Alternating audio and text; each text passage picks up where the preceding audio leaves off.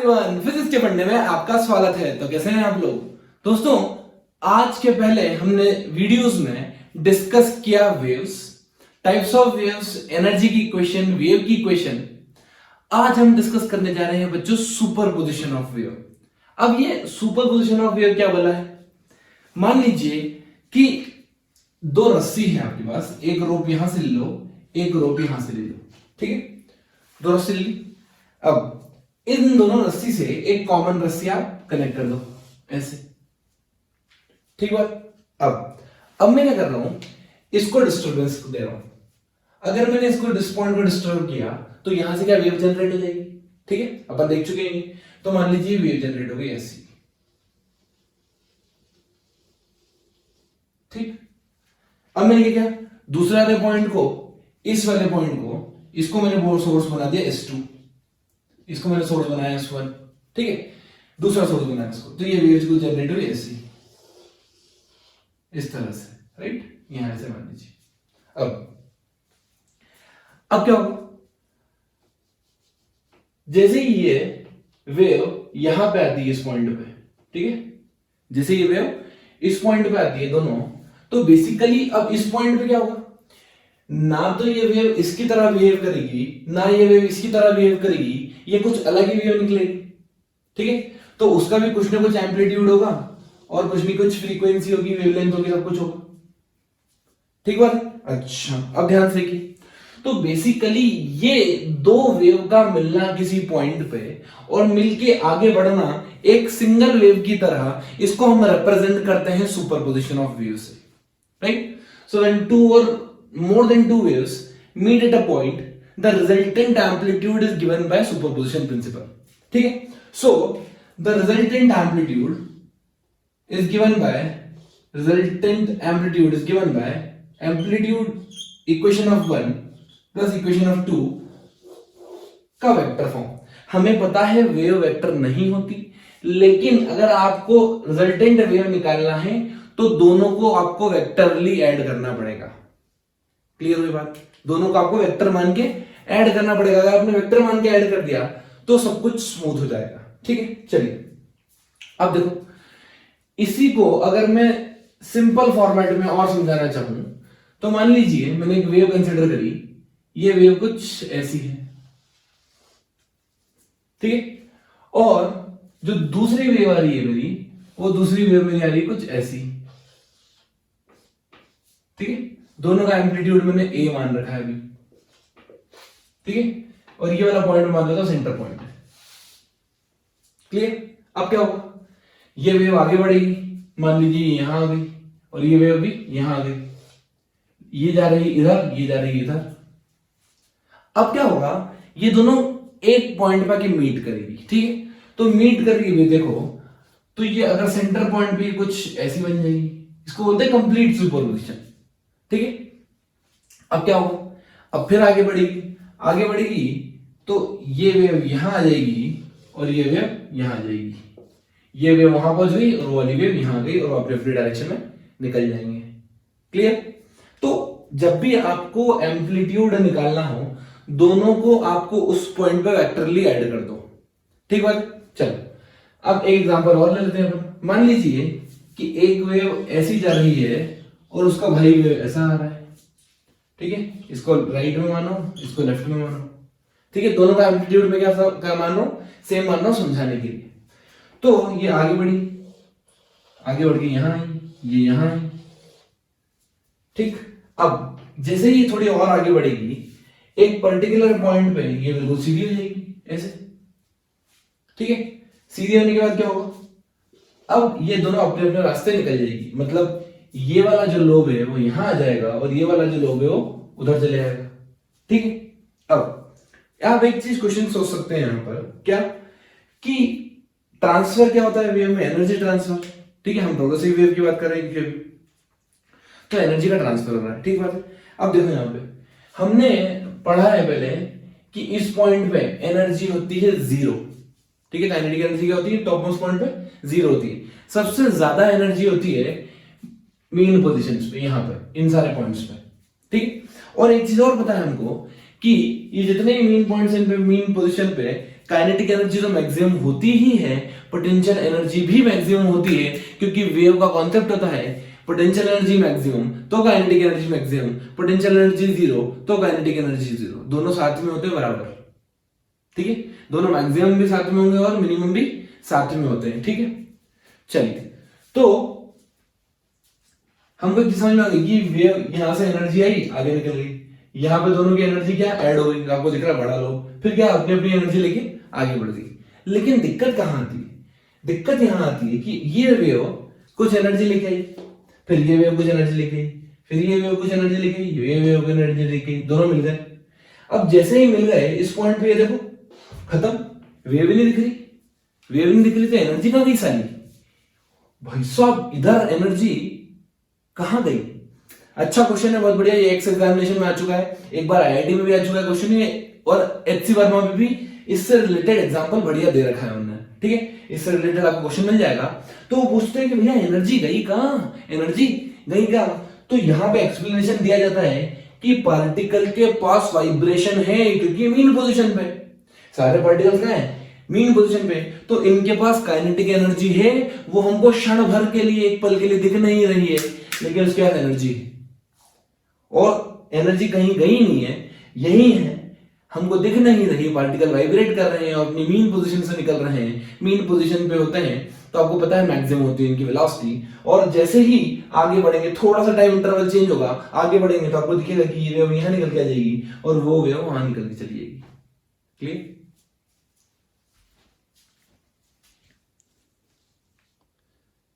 तो आइए बच्चों लेते हैं कुछ एलटीक्यू।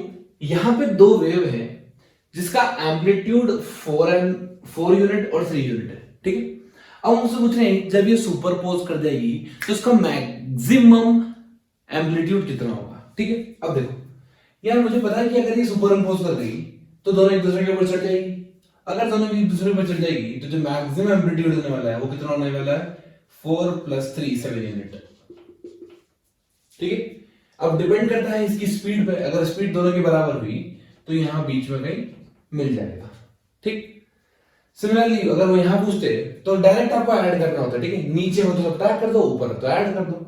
तो यहां पे अगर मैंने मान लिया कि दोनों की स्पीड अगर सेम हुई तो इस पर्टिकुलर पॉइंट पे ये कितना हो जाएगा, 4 + 2 6। ठीक है, चलिए अब हम एनालिसिस करते हैं एक प्रॉब्लम का। यहां पर एक स्क्वायर वेव है, ठीक है, जिसकी स्पीड 1 सेंटीमीटर/सेकंड है, ये 2 सेंटीमीटर की वेव है ना, और यहां पे 4 सेंटीमीटर है, ये 2 सेंटीमीटर की ट्रायंगुलर वेव है। ठीक है, हालांकि ट्रायंगुलर वेव्स पॉसिबल नहीं होती, ये मैं डिस्कस करूंगा, लेकिन अभी मान लीजिए आप ये भी 1 सेंटीमीटर/सेकंड की स्पीड से इधर चल रही है। ठीक है, चलिए अब इसका एनालिसिस करते हैं हम डिफरेंट टाइम्स पे। पहले t = 2 पे स्टार्ट करते हैं। तो t = 2 का मतलब ये मान लो अगर मैं 4 पार्ट में डिवाइड कर दूं इसको, 1 2 3 4, ठीक है, 4 पार्ट में डिवाइड कर दिया। अब स्पीड 1 सेंटीमीटर/सेकंड, इसका मतलब हर 1 सेंटीमीटर के बाद ये 1 सेकंड के बाद ये 1 सेंटीमीटर आगे खिसक जाएगा, हर 1 सेकंड के बाद ये वेव 1 सेंटीमीटर आगे खिसक जाएगी। है, इसका मतलब अगर मैं 2 सेकंड की बात करता हूं तो 2 सेकंड में ये वेव यहां आ जाएगी, ये वाला एंड यहां आ जाएगा, है ना, तो मैं यहां से इसको ऐसे बना सकता हूं। ठीक, सिमिलरली ये वाले भी 2 सेंटीमीटर आगे, 1 और 1 2, ये 2 सेंटीमीटर आगे ऐसे पहुंच जाएगी, ये आ गई। ठीक, चलो तो अभी सुपरइम्पोजिशन तो वही नहीं दोनों होगा। अब क्या होगा, जैसे ही मैं t = टाइम बढ़ाता हूं, t = 3 सेकेंड करता हूं, t = 3 सेकेंड करता हूं, तो ये जो 1 सेंटीमीटर और आगे पहुंच जाएगी, मतलब यहां आ जाएगी। ठीक है, तो ये स्क्वायर वेव है, पहले यहां पहुंची थी, अब 1 सेंटीमीटर और आगे आ गई, तो आपको दिखेगा कि ये यहां आ गई कुछ ऐसी।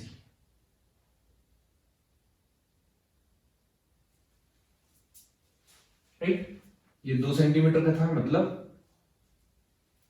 ये कुछ ऐसा बनना चाहिए,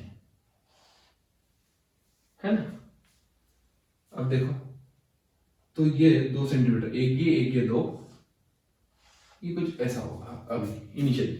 अब क्या होगा, एक आगे खिसक गया, मतलब ये यहां आ जाएगा, ये खिसक के यहां आ गया, ये 1 और ये 2। ठीक, ये मैंने स्क्वायर वेव बना ली। अब जो यहां पे थी वेव, वो भी 1 सेंटीमीटर आगे हो जाएगी, मतलब ये चीज अब यहां आ जाएगी, तो ये ट्रायंगल यहां आ गया, और ये वाला एंड है ये 2 सेंटीमीटर पीछे होगा, मतलब ये ऐसे। ठीक है, तो ये मैंने दोनों वेव बना ली। अब आपको करना क्या है, बेसिकली आपको दोनों को सुपर इम्पोज करना है, एक दूसरे के ऊपर चढ़ाना है ना। तो जो नेट एम्पलीट्यूड होगा, ध्यान से देखना, दिस प्लस दिस, मतलब ये वाला प्लस ये वाला, तो समवेयर यहां मान लो। Similarly this plus this somewhere here, this point plus this point somewhere here, this point plus this point somewhere here. तो आपको दिख रहा होगा कि यार ये जो वेव है ये कुछ इस तरह से बन रही है, ऐसा नहीं। इसका मतलब जो आंसर होगा वो क्या बन जाएगा, घर बन जाएगा, ये इस पोजीशन पे। ठीक है, और फिर अपने अपने रास्ते निकल जाएंगे। क्लियर हो ये चीज?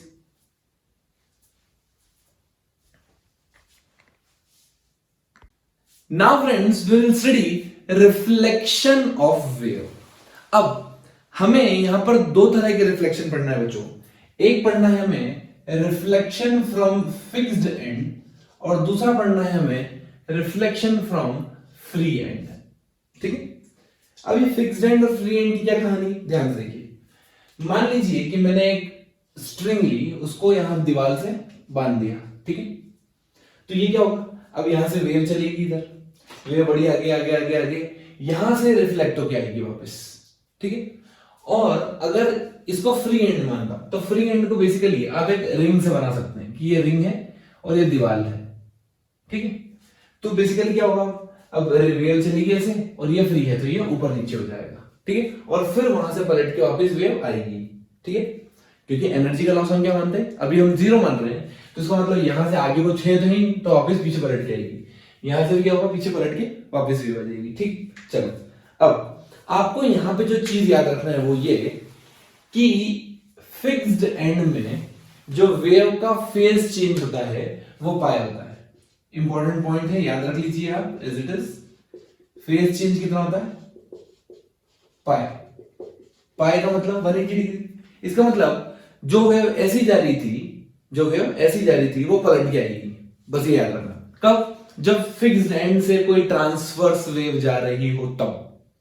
ठीक है, फिक्स्ड एंड से जैसे ही पास होगी कोई ट्रांसवर्स वेव टकराएगी, तब फिक्स्ड एंड से टकराने के बाद उसमें फेज चेंज हो जाएगा पाई का। ठीक, अब इसको समझने के लिए मेरे पास दो तरीके बढ़िया।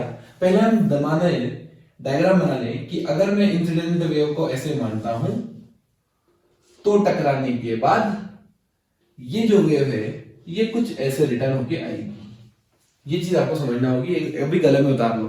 ठीक है, ऐसा मान लो कि क्या होता है, जब भी मैं फिक्स्ड एंड से रिफ्लेक्शन मानता हूं तो जाएगी ऐसी और आएगी ऐसी, ऐसा मान लो। ठीक है, इसका एक्सप्लेनेशन दे दूंगा लॉजिकली कि आप भी बोलोगे कि हाँ हाँ ऐसा ही होता होगा। ठीक, चलो अब सिमिलरली क्या हो, इसमें अगर कोई वेव मेरी ऐसी गई तो वो पलट के वापस ऐसी ही आ जाएगी, सेम डायरेक्शन में, उसमें कोई चेंज होने वाला नहीं है। ये चीज समझ में, फेज का चेंज नहीं होगा, बस डायरेक्शन का चेंज आएगा। ठीक है, तो डायरेक्शन का अगर चेंज होता है तो इक्वेशन में क्या चेंज आता है, थोड़ा सा चेंज आता है बिल्कुल। जैसे मान लीजिए मैं लिखता हूं y incident equals to a sin omega t minus k x. आपको पता है यहाँ पे माइनस है मतलब पॉजिटिव डायरेक्शन में आ रही है, तो जो रिफ्लेक्टेड की इक्वेशन लिखूंगा वो लिखूंगा a sin omega t plus के एक्स, बस। ठीक, चलिए सिमिलरली ये प्लस माइनस का कॉन्सेप्ट आपको अपन बहुत अच्छे से सीख चुके हैं लेक्चर नंबर 2 में, है ना। अब देखो सिमिलरली यहाँ पे इंसिडेंट की इक्वेशन लिखता हूं मैं, सेम इक्वेशन आएगी, और जो रिफ्लेक्टेड की आएगी वो आएगी a sin omega t plus के एक्स प्लस पाई। अब यहाँ पे पाई ये बताएगा कि पलट के आ गई है। ठीक है, तो पाई का यहाँ पे फेज डिफरेंस आ गया, यहाँ पे कोई फेज डिफरेंस नहीं आया था, बस यहाँ पे थोड़ा चेंज हो जाता है कि पाई का फेज डिफरेंस आ जाता है। ठीक है, ये चीज आप अभी रट लो और अभी आपको समझ में आ जाएगी। ठीक है, चलो अब इसको समझने के लिए आप एक काम करते हैं, ठीक है, कि ऐसा होता होगा तो क्यों होता होगा। ठीक, इसको समझने के लिए एक छोटी सी चीज बता देता हूं मैं, बिल्कुल क्लियर हो जाएगी। ठीक है, इसको एक्सप्लेन कैसे करते हैं। ठीक है, अगर मैंने मान लिया कि ये जो वॉल है, वॉल को क्या मान लो, एक मिरर मान लो, ठीक है, वॉल को क्या मानना है हमको, एक मिरर मान लो, ठीक है। तो जब मैं वेव लेके आऊंगा ये वाली, ठीक है, तो इसकी बहन वेव यहां से आ रही होगी ऐसे, ठीक है। फ्री एंड को क्या मान लो, ऐसे मान लो कि यहां पे एक दूसरी वेव आ रही है जो ऑपोजिट डायरेक्शन में आ रही है सेम एम्पलीट्यूड लेके। Clear clear clear clear. चलो अब ये क्या होगा, आपको पता है इस एंड पे ये दोनों मिल जाएगी और फिर आगे चल जाएंगे। उसके बाद क्या होगा, उसके बाद ये वेव अपने रास्ते और वो वेव अपने रास्ते, दोनों अपने अपने रास्ते लेकर जाएंगे, ठीक है। तो आपको समझ में आ गया कि हाँ भाई, इसको मैं फ्री एंड को मैं मान सकता हूं कि दो वेव आ रही है ऑपोजिट डायरेक्शन में सेम एम्पलीट्यूड लेके, ठीक है, और फेज डिफरेंस उनमें कुछ भी नहीं होगा। ठीक बात। अब देखो एक चीज और यहां पे समझने वाली है कि अगर इसका एम्पलीट्यूड में ए मानता हूं, ठीक है, तो फ्री एंड से टकराने के बाद ये जो एंड है इसका एम्पलीट्यूड कितना होगा, एम्पलीट्यूड कितना होगा, ए होगा, ए से कम होगा, ए से ज्यादा होगा, 2a होगा, कितना होगा। तो इसको समझाने के लिए सबसे बेस्ट तरीका होता है ये। हमने क्या बोला, हमने बोला कि जब भी फ्री एंड से रिफ्लेक्शन होता है, जब भी फ्री एंड से रिफ्लेक्शन होता है तो हम ऐसी वेव मानते हैं जो सेम डायरेक्शन में आ रही हो, जो ऑपोजिट डायरेक्शन में आ रही हो सेम एम्पलीट्यूड लेके और सेम साइड लोब लेके, ठीक है, दोनों सेम साइड होना चाहिए, ऑपोजिट डायरेक्शन में होना चाहिए, एक दूसरे की तरफ आना चाहिए, ठीक है। तो हमने मान लिया कि अगर इसका एम्पलीट्यूड ए है, इसका भी ए है, तो सुपरपोजिशन में लगाएंगे, यहाँ पे कितना हो जाएगा 2a, और यही तो मेरी दीवार है, तो मेरा आंसर आ गया 2a। मतलब ये जो रिंग है ये 2a ऊपर जाएगी। विश्वास नहीं होता लेकिन जाएगी, प्रैक्टिकली करके देख लेना, ठीक है। एक रिंग लेना छोटी सी, उसमें धागा बांधना और धागे को ऐसा झटका देना, ए एम्पलीट्यूड का, वो देखोगे आप 2a ऊपर चली गई, ठीक है। तो हमने लॉसेस का 0 माना है, 100% लॉस नहीं है, कुछ भी लॉस नहीं है, तो 2a ऊपर जाएगी, ठीक है। चलिए, और अगर थोड़े बहुत अगर लॉस भी हो रहा है आपके एक्सपेरिमेंट में, तब भी वो a से तो ऊपर ही जाएगी, दैट इज फॉर श्योर। चलो अब इसको समझने के लिए रिफ्लेक्शन फ्रॉम फिक्स्ड एंड को समझने के लिए आप ऐसा मान लीजिए कि दो वेव ऑपोजिट डायरेक्शन में जा रही है, लेकिन उनके लोब कितने हैं ऑपोजिट डायरेक्शन में, या मैं बोलूं उन दोनों में फेज डिफरेंस कितना है, पाई का, ठीक है। अच्छा एक बात बताओ, एक बात कॉमन सेंस से बताओ कि क्या ये पॉइंट जो फिक्स्ड है वो ऊपर या नीचे जा सकता है? नहीं, क्योंकि वो फिक्स्ड है। अरे भाई कोई चीज फिक्स्ड है तो वो ऊपर और नीचे जा ही नहीं सकती, ठीक है। तो इसको समझने के लिए, इसके एक्सप्लेनेशन के लिए हमें क्या मानना पड़ता है कि एक वेव इधर गई और जो उसकी दूसरी बहन वेव आ रही थी वो फेज डिफरेंस पाई का लेके आ रही थी। दोनों का एम्पलीट्यूड कितना माना मैंने, सेम माना ए, और जैसे ही ये मिलेगी इस पॉइंट पे, हम मिले, तुम मिले एक दूसरे के लिए, तो आपको दिखेगा कि ये ऊपर ले जाए, बोलेगी तू, ये क्या बोलेगी ऊपर, ये तू ऊपर चल, ये बोलेगी नीचे चल।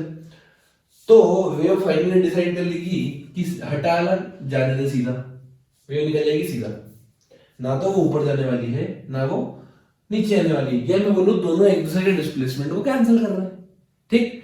उसके बाद क्या होगा, उसके बाद ये वेव निकल के यहां आ जाएगी और वो वेव निकल के, ये वाली जो वेव है यहां निकल के आ गई और ये वाली वेव है यहां से पास होती हुई यहां निकल के आ जाएगी। उसके बाद आपको दिखने जाएगी दोनों अलग अलग दिशा में जा रहे हैं, ठीक है। तो आपको ये भी समझ में आ गया कि जिस पॉइंट के अलोंग ये फिक्स्ड थे उस पॉइंट का डिस्प्लेसमेंट कितना हो रहा है, 0 है।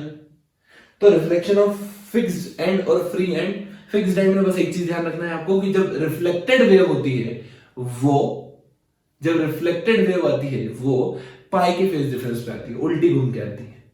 क्लियर?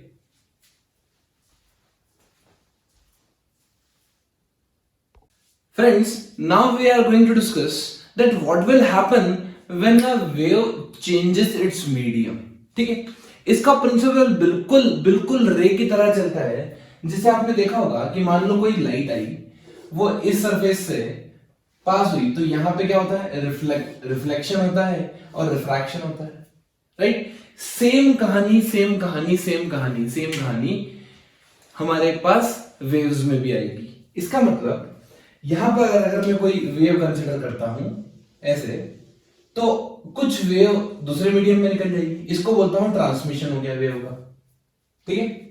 और कुछ वेव इसी मीडियम में चल रहेगी, उसको बोलता हूं रिफ्लेक्शन हो गया, ठीक है।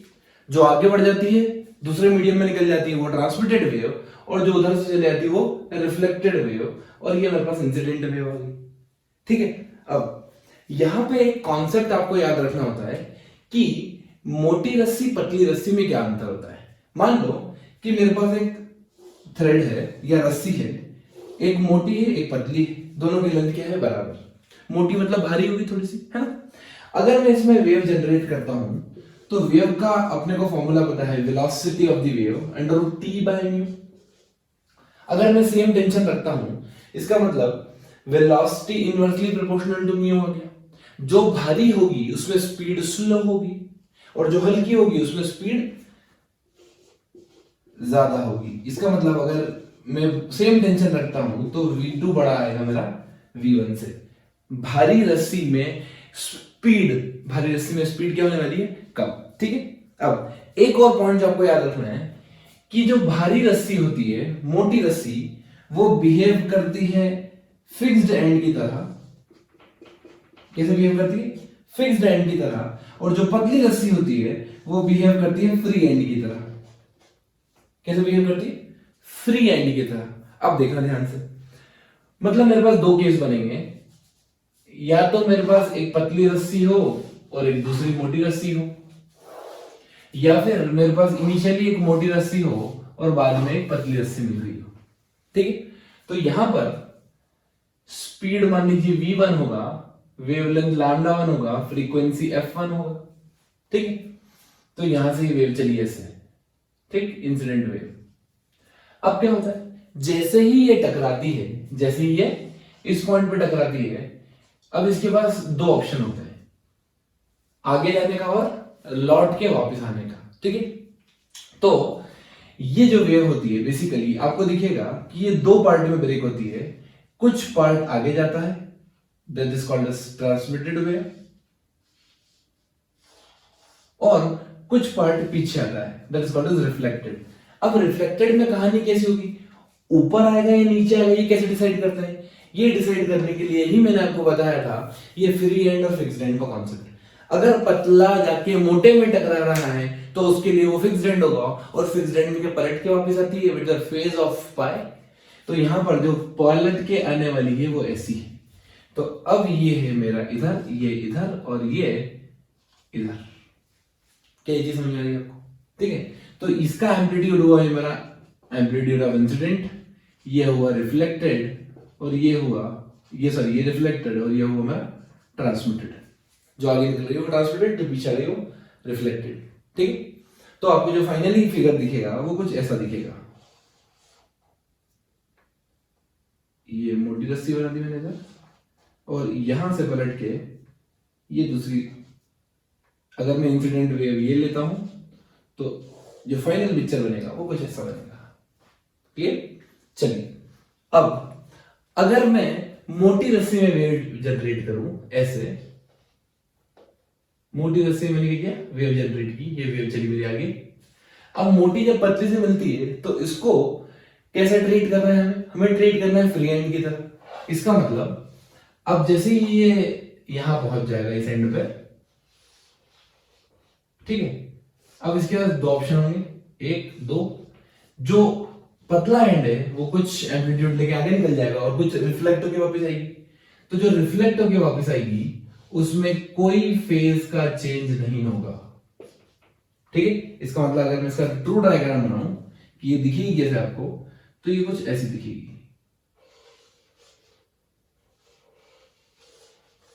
ये इधर जाती हुई ट्रांसमिटेड वेव, और ये वापस आती हुई रिफ्लेक्टेड वेव। अगर मैं इंसिडेंट इसको मानता हूं तो क्या चीज समझ में। अब देखो, एक इंपॉर्टेंट पॉइंट नोट करने वाली बात है यहाँ पे कि हमें पता है वेलोसिटी चेंज होती है मीडियम में, बिल्कुल चेंज होती है, 100% चेंज होती है, क्यों नहीं चेंज होती। इसका मतलब यहां पर आप देखेंगे कि वेलोसिटी अगर मैं v1 लेता हूं लैम्डा वेवलेंथ लेता हूं, फ्रीक्वेंसी f लेता हूं, तो इस मीडियम में वेलोसिटी जाएगी v2 लैम्डा 2 और फ्रीक्वेंसी f1 रहेगी। हमेशा याद रखना फ्रीक्वेंसी सोर्स पर डिपेंड करती है, फ्रीक्वेंसी कभी चेंज नहीं होती, भले वो एक मीडियम में सेम मीडियम में रहे या दूसरे मीडियम में चले जाए। This is very very important to point to note over here that the frequency never changes, only the wavelength and the velocity changes. जैसे वेलोसिटी चेंज होगी वैसे वेवलेंथ चेंज होगी। मेरे पास रिलेशन है v is equals to f lambda. ठीक है, सो दूसरा पॉइंट यहां पर यह ध्यान रखना है कि अगर मेरे पास जैसे मान लीजिए इस स्ट्रिंग में वेव गई है, अब ये ऐसे ही टकराई, वहां पे टकराने के बाद ये जो चीज है क्या सेम स्ट्रिंग आ गई, तो इसकी जैसे ही ये वापस आई के पलटी है तब इसकी स्पीड भी वही रहेगी जो इनिशियल थी। इसकी स्पीड v1, इसकी स्पीड v2, ऐसा मान लिया मैं, है ना, v1 v2 मान लिया, v1 v2। अगर ये सेम मीडियम में आ रही है, सेम स्ट्रिंग में सेम मीडियम में आ रही है, तब भी इसकी स्पीड में कोई चेंज होने वाला नहीं है, ये v1 स्पीड से ही आएगी। क्यों?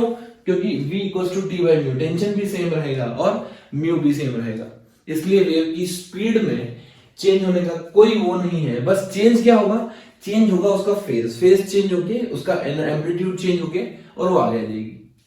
क्या चेंज होगा उसका फेज और एम्पलीट्यूड, लेकिन वेलोसिटी में कोई चेंज होने वाला नहीं है। अगर सेम मीडियम में आती है तो दूसरे मीडियम में जा रही है तो वेलोसिटी भी चेंज होगी और वेवलेंथ भी चेंज होगी। The only thing which remains fixed that is frequency. Clear? Now we will try to find the relation between AI, AR and ET। ये क्या है बच्चों? Amplitude of the incident wave, reflected wave and transmitted wave. ठीक है, चलिए तो हम relation निकालेंगे कि इनके एम्पलीट्यूड में क्या रिलेशन आता है। ठीक बात, चलो मान लिया है कि मैंने एक वेव जनरेट की, यहां पे इसका मीडियम मान लीजिए μ1 या μ2, तो वेलोसिटी मान लो v1 और ये v2। ठीक है, इस मीडियम में वेलोसिटी सेम होगी, भले वो इंसिडेंट वेव की हो या रिफ्लेक्टेड वेव की हो, और इस वेव में इस स्ट्रिंग में डिफरेंट होगी। ठीक है, चलो क्योंकि इसका म्यू डिफरेंट है। ठीक, अब मैंने एक वेव जनरेट की जिसका एम्पलीट्यूड है AI, है ना। अब आपको पता है कि कुछ वेव आगे जाएगी, कुछ वेव पीछे आएगी वापस, क्योंकि ये डेंसर से रेयरर में जा रही है तो यहां पर कोई फेज चेंज नहीं होगा। तो मैं मान लेता हूं कि ये जो वेव बनी फाइनली वो कुछ ऐसी बनेगी और यहां से कुछ वेव निकल जाएगी आगे। ठीक है, ये बनी मेरी रिफ्लेक्टेड और ये ट्रांसमिटेड। ठीक, चलो अब आपको पूरा खेल खेलना है यहां पे। वो जो दो मेथड बताऊंगा आपको, शानदार मेथड, दोनों से आंसर सेम आएगा। यह वाला जो पॉइंट है, ये वाला पॉइंट, ठीक है, इस पॉइंट पे हो क्या रहा है, ये वाली और ये वाली वेव, दोनों वेव एक दूसरे के ऊपर सुपर इम्पोज करेगी। ठीक, कैसे? ये गई टकराई, टकराने के बाद रिफ्लेक्ट हुई, अभी रिफ्लेक्ट होगी बेसिकली, तो ये वाला पॉइंट इसमें भी कॉमन है और ये वाला पॉइंट दूसरी इसमें भी कॉमन है। यही पॉइंट है जो दोनों स्ट्रिंग को जोड़ रहा है, करेक्ट। इसका मतलब ये वाला पॉइंट अगर x ऊपर गया तो ये वाली वेव भी ऊपर जाएगी और ये दोनों का रिजल्टेंट भी ऊपर जाएगा। ये चीज समझ में आ रही? जो दोनों वेव सेम मीडियम में है उनका सुपरपोजिशन, उनका रिजल्टेंट और इस ट्रांसमिटेड वेव का रिजल्टेंट बराबर होना चाहिए, है ना, क्योंकि ये दोनों आपस में, ये प्लस ये, इन दोनों का सुपरपोजिशन, मान लो ये वाला पॉइंट और ये वाला पॉइंट मिलके कुछ यहां चले गए, इनिशियली से यहां पहुंच गए, पहले यहां था, यहां से थोड़ा ऊपर चले गए। अब अगर ये पॉइंट ऊपर चला गया है तो ये वाली स्ट्रिंग भी तो ऊपर जाएगी, मतलब जब ये रे लौट के आएगी तो वो वाली रे का एम्पलीट्यूड कितना होगा, वो वाली वेव का और एम्पलीट्यूड उसके बराबर होगा जो इनका सुपरपोजिशन के बराबर है। इसका मतलब क्या लिख दूं मैं, इंसिडेंट वेव का एम्पलीट्यूड या सुपरपोजिशन प्रिंसिपल लगा दूं तो incident plus reflected, incident plus reflected equals to transmitted. ठीक है, इन दोनों के सुपरपोजिशन से जो रिजल्टेंट निकलेगा वही तो सेम एम्पलीट्यूड वाली आगे जाएगी। इसको मैं डायरेक्ट ऐसे लिख सकता हूं, इंसिडेंट ऑफ का एम्पलीट्यूड प्लस रिफ्लेक्टेड का एम्पलीट्यूड इक्वल्स टू ट्रांसमिटेड का एम्पलीट्यूड, इक्वेशन नंबर 1। क्लियर? तो पहला रिलेशन तो हमारे पास आ गया AI, AR और AT में सीधा सीधा। ठीक, चलो बहुत बढ़िया। अब मुझे एक रिलेशन और निकालना है वेलोसिटीज में, ठीक है। तो वेलोसिटी में रिलेशन निकालने के लिए मेरे पास दो मेथड है बढ़िया बढ़िया, एक है स्लोप मेथड और दूसरी है पावर मेथड, ठीक है। तो शुरू करता हूं मैं पहले पावर मेथड से। तो पावर मेथड बोलती है कि इंसिडेंट रे, ये जितनी इंसिडेंट रे ये आएगी यहां पे, ठीक है। आगे इंसिडेंट रे के पास कुछ एनर्जी होगी, पावर होगी। पावर का फॉर्मूला क्या होता है, half mu v omega square a square, है ना। पावर का फॉर्मूला हमें पता है, power equals to half mu v a square omega square, ठीक है। चलो अब आपको एक चीज और पता है कि अगर मैं इसकी वेलोसिटी v1 मान रहा हूं, इसकी वेलोसिटी v2 मान रहा हूं, तो जो रिफ्लेक्टेड वेव आएगी इसकी वेलोसिटी भी v1 ही होगी, क्योंकि सेम मीडियम में इसकी v1 मानी है, इसकी v1, तो जो रिफ्लेक्टेड होगी उसकी भी v1 होगी, इन दोनों की हमेशा सेम होगी। इंसिडेंट और रिफ्लेक्टेड की वेलोसिटी हमेशा क्या होगी, सेम होगी, ठीक।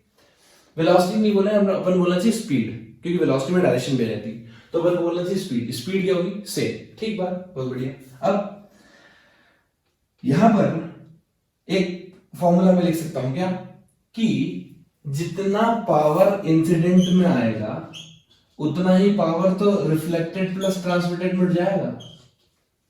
जितना पावर इंसिडेंट लेके आएगी उतना ही तो दो जने में बांटेगी, घर से थोड़ी लेके आएंगे, है ना। इसका मतलब एक चीज समझ में होगी कि जितनी एनर्जी ये कर रही है, जितनी पावर ये दे रही है, उतनी ही पावर दोनों में बटेगी, इसमें और उसमें बढ़ जाएगी फाइनली, ठीक है। तो मैं ऐसे लिख सकता हूं, यहां पे इसको लिख सकता हूं half mu incident v1 a1 square omega square equals to half mu v a square omega square plus half mu v a square omega square.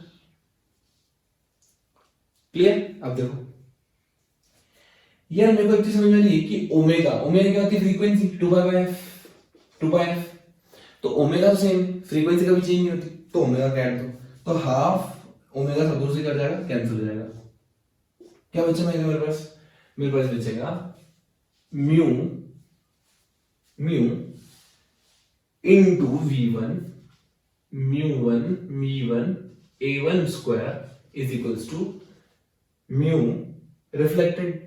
अब रिफ्लेक्टेड का म्यू क्या है, सेम ही म्यू1, फिर रिफ्लेक्टेड का v क्या है, v1 a रिफ्लेक्टेड स्क्वायर, इसका amplitude अलग होगा ना, ये इंसिडेंट है ये रिफ्लेक्टेड है, प्लस अब ये सेकंड मीडियम होगी, तो ये क्या है म्यू2 v2 a ट्रांसमिटेड का स्क्वायर। ये बात आपको एकदम क्रिस्टल क्लियर होना चाहिए, ठीक है। चलो अब v equals to under root t by mu होता है, ठीक है। तो क्या मैं काम कर सकता हूं, यहां पे म्यू की जगह mu is proportional to 1 by v square लिख दूं। जहां जहां म्यू है वहां हटा के मैं क्या लिख सकता हूं, 1 बाय वी स्क्वायर लिख सकता हूं। तो यहां पे लिख रहा हूं मैं, म्यू की जगह क्या रखा मैंने, 1 बाय वी स्क्वायर रख दो, तो ये जाएगा v1 स्क्वायर। फिर म्यू की जगह रख दो 1 बाय v1 स्क्वायर, फिर म्यू2 की जगह रख दो v2 स्क्वायर, म्यू हटा दो, ठीक है। क्योंकि प्रोपोर्शनल है तो कांस्टेंट म्यू भी हट जाएगा, कैंसिल हो जाएगा, ठीक। ये हो जाएगा मेरे पास a1 स्क्वायर इंसिडेंट का square divided by v1 is equals to reflected का square divided by v1 plus a transmitted का square divided by v2। Clear, okay. अब देखो यहां से मैं काम करता हूं, 1 बाय v1 कॉमन निकाल लिया, क्या बचा मेरे पास, ai square minus ar square equals to a transmitted का square divided by v2, correct. अच्छा यार, ये ai square minus ar square को मैं लिख दूं 1 अपॉन v1, है ना, ai plus ar into ai minus ar equals to at का स्क्वायर डिवाइडेड बाय v2। बोलो क्लियर। चलो अब देखो ai प्लस ar क्या 80 के बराबर है, इसका मतलब क्या ai प्लस ar से 80 कैंसिल कर दूं, बोलो क्लियर। तो ये हो जाएगा मेरे पास, ध्यान से देखना, ध्यान से ये मेरे पास आ गया ai minus ar is equals to v1 by V2 into a t, V1 by V2 into a t आ गया। क्लियर? ओके, अब एक काम करता हूं, ये AI plus AR equal to 80 already है मेरे पास। AI प्लस AR कितना है? 80 के बराबर है। ठीक है, तो मेरे पास इंसिडेंट तो हमेशा गिवन होता है। इंसिडेंट क्या होता है? हमेशा गिवन होता है। दिक्कत फंसती है रिफ्लेक्टेड और ट्रांसमिटेड की। तो इंसिडेंट गिवन होगा, तो एक काम करता हूं, इन दोनों को ऐड करता हूं, दोनों इक्वेशंस को। तो जैसे ऐड करूंगा तो ये जगह 2AI is equals to V1 plus V2, V1 by V2 plus 1 into 80। तो यहां से मेरा 80 की वैल्यू आ जाएगी, 80 की वैल्यू आ जाएगी, ध्यान से देखना, 2V2, एलसीएम ले रहा हूं मैं, 2V2 divided by V1 plus V2 into AI, this will give you transmitted का। ये डायरेक्ट फॉर्मूला भी रख सकते हो आप, इंपॉर्टेंट रहेगा। ठीक है, जब भी ट्रांसमिटेड की निकालना हो तो 2 इंटू V2, V2 क्या है? सेकेंड मीडियम की मानी, 2 into V2 divided by V1 plus V2 upon into AI। अब मुझे क्या निकालना है? अगर AR निकालना है, अगर मुझे AR निकालना है तो मैं क्या करता हूं, 80 की वैल्यू यहां पुट करता हूं, कहीं भी एक इक्वेशन में पुट कर दो। तो जैसे ही आप 80 की इक्वेशन पुट करोगे तो आपके पास क्या आएगा? ध्यान से देखना, आपके पास आ जाएगा V1, मैं क्या पुट कर रहा हूं? AT की वैल्यू पुट कर रहा हूं, AT की वैल्यू यहां पुट कर रहा हूं, तो हो जाएगा AI माइनस, इसको जल्दी जाओ, minus V1 by V2 into 80 equal to AR। ठीक है, अब 80 की वैल्यू पुट करो, 80 की वैल्यू आ जाएगी, 80 की वैल्यू आ जाएगी 2V2 into AI divided by V1 plus V2। ठीक है, अब V2 से V2 क्या हो गया? कैंसिल हो गया, मारा मारी हो गई। अब AI कॉमन निकाल लो और एलसीएम ले लो। जैसे AI कॉमन निकालूंगा, ध्यान से देखना, ये कितना है? ये 2 इंटू V1 है, 2 इंटू V1 है, ये V1 प्लस V2 है, तो ऊपर क्या बचे हमारे पास? V2, V2 plus V1 minus 2V2, तो ये जाएगा V2 minus V1 divided by V1 plus V2 into AI। तो मेरे पास दूसरा फॉर्मूला आ गया AR का, ये V2 minus V1 divided by V1 plus V2 into AI। Clear? Crystal clear बिल्कुल। अच्छा, तो ये तो हमारी मेथड हुई पावर वाली। अब दूसरी मेथड देखते हैं बच्चों। दूसरी मेथड में क्या होता है? दूसरी मेथड में हमें एक चीज पता है कि जैसे ही सुपरपोजिशन होगा दोनों का, किनका? AI और AR का, इन दोनों का सुपरपोजिशन होगा, कोई वेव बनेगी। ठीक है, अब इस वाले पॉइंट पे तो कॉमन वेव बनेगी जो इधर भी जाएगी और इधर भी जाएगी। तो मैं क्या ऐसा लिख सकता हूं कि इसका स्लोप भी सेम होना चाहिए, इन दोनों के रिजल्टेंट का स्लोप और ट्रांसमिटेड का स्लोप बराबर होना चाहिए। तो अगर मैं स्लोप बनाता हूं दोनों का, ठीक है, इस इक्वेशन को मैं यहां से हटा के अगर मैं स्लोप की इक्वेशन लिखता हूं डायरेक्ट, ध्यान से देखना, स्लोप की इक्वेशन जाएगी slope of this plus this, incident का स्लोप प्लस रिफ्लेक्टेड का स्लोप, इन दोनों का जो रिजल्टेंट स्लोप होगा वही तो दूसरे का स्लोप होगा, तो ये जाएगा y ट्रांसमिटेड। ठीक, चलो अब स्लोप के लिए मुझे इक्वेशन पता होना चाहिए, तो मैं यहां से इक्वेशन लिखना स्टार्ट करता हूं। तो ये हो जाएगा, इंसिडेंट की इक्वेशन कितनी आएगी? y equal to a sin ai sin omega t minus kx।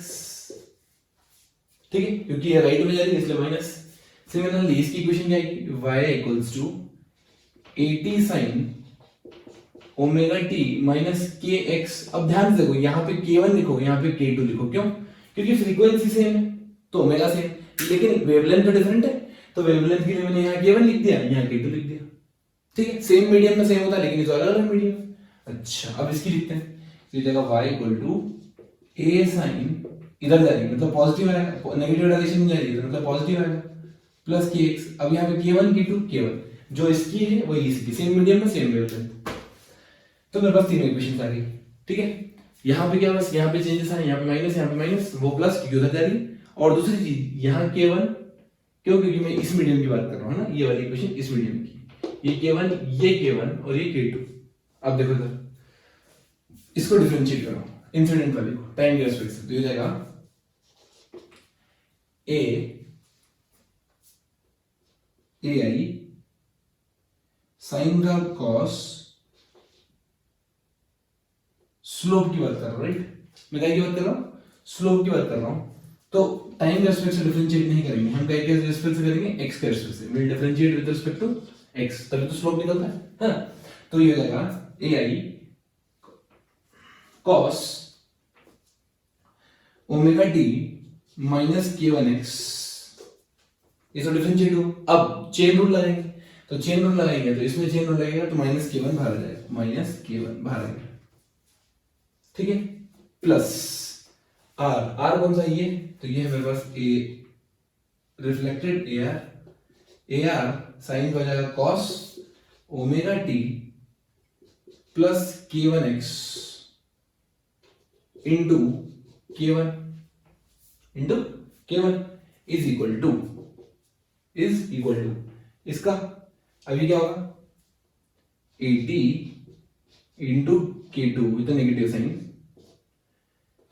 Sign का हो जाएगा cos omega t minus k two x, ठीक। अब देखो, अब मैं यहां पे x इक्वल टू 0 पुट कर रहा हूं, x इक्वल टू 0 पुट करूंगा तो ये जाएगा minus k one into a incident cos omega t, ठीक है, ओरिजिन की बात कर रहा हूं, plus A r into k one into cos omega t equal to minus k two into a transmitted into cos omega t. अब आपको दिख रहा होगा cos omega t cos omega t cos omega t सब दूर से क्या हो जाएगा, कैंसिल हो जाएगा। तो ये cos omega t cos omega t cos omega T cancel कर दिया अपन ने, क्या बचा मेरे पास बचेगा के वन। अब के को मैं v के टर्म्स में लिखना चाहता हूँ, स्पीड के टर्म्स में। तो स्पीड के टर्म्स में लिखूंगा तो you know that omega by के क्या v होता है, ओमेगा बाय के क्या होता है, v।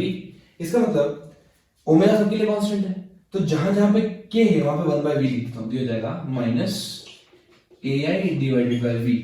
इंसिडेंट में क्या माना है, v1 माना है, तो ये v1, ठीक है। रिफ्लेक्टेड में क्या माना है, v1 माना है, तो ये जाएगा plus ar divided by v1, ठीक है। जहां पे k1 है वहां पे v1 equal to minus a transmitted divided by v2, ठीक है। बस अब अपने को ये पूरा पावर लगा के सॉल्व नहीं करना है, इस डायरेक्ट इस इक्वेशन को सॉल्व कर दो, मेरे पास आंसर आ जाएगा। कैसे आएगा ध्यान से देखना, मैं जैसे इसको सॉल्व करता हूं तो ये आएगा मेरे पास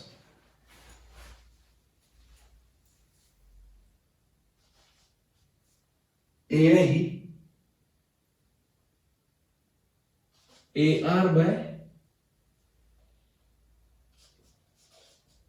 ए i minus a are minus A i divided by v one is equals to minus 80 by v2, 80 by v2, ठीक है। अच्छा, और एक इक्वेशन कौन सी है मेरे पास थी equation A I plus A R equal to 80, कहां से निकाली थी हमने, सुपरपोजिशन वाले प्रिंसिपल से, ठीक बात, ओके। अब देखो, तो जहां पे 80 लिखा है, 80 की जगह क्या पुट कर रहा हूं मैं, A are minus A I is equals to v1 by v2 with negative sign, 80 की जगह पुट कर रहा हूं मैं ए आई प्लस ए आर, ठीक। अब देखो ये इसको इधर मल्टीप्लाई कर दो तो एक ही बात है, बताओ ये v2 को मल्टीप्लाई करते हैं यहाँ पे, तो जाएगा v2 into A R minus v2 into a i minus v1 into a i minus v1 into A R. मुझे क्या निकालना, ए आर निकालना, तो ए आर बाहर निकालो, इसको उधर ले जाओ, तो ए आर कितना कॉमन जाएगा, ये जाएगा v1 प्लस v2 और ये जाएगा v2 माइनस v1, इधर से ए आई कॉमन आ जाएगा, ठीक है। जैसे ए आई कॉमन आया, अब ध्यान से देखो, अब कुछ नहीं करना, हो गया आपका स्टेप खत्म। यहाँ पे अपन लिख सकते हैं a are equal to v2 minus v1 divided by v1 plus v2 into a i, और आपकी ये इक्वेशन वही आ गई एग्जैक्ट जो हमारी यहाँ आई थी, v2 minus v1 divided by v1 plus v2 into a I. Similarly आप यहां से ए आर की वैल्यू पुट करोगे इसमें, तो 80 की वैल्यू निकल जाएगी, 80 की वैल्यू आएगी 2v2 divided by v1 plus v2 into a i. इतना डेरिवेशन आपको याद नहीं रखना है, बस आपको फील दिलाने के लिए मैंने ये चीज बताई है। हालांकि इस टॉपिक के ऊपर क्वेश्चंस काफी कम आते हैं, लेकिन आने के चांसेस पूरे पूरे हैं, इसलिए आप सिर्फ फॉर्मूला याद रखिए और फील तो मैंने आपको दिला ही दी है।